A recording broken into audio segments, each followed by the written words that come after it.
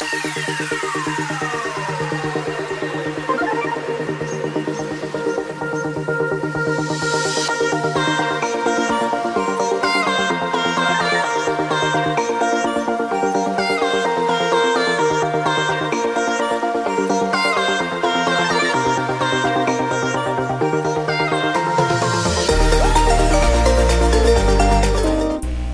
everyone! I'm Teacher Margie.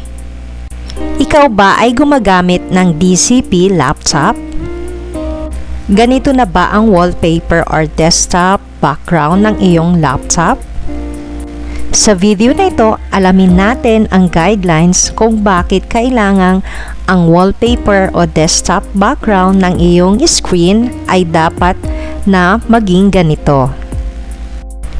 Base sa memorandum na inilabas noong March 21, 2023, ang dapat na nakalagay na wallpaper or desktop background ay ang official DepEd desktop and laptop wallpaper na kung saan makikita nyo na ito ay yung DepEd matatag.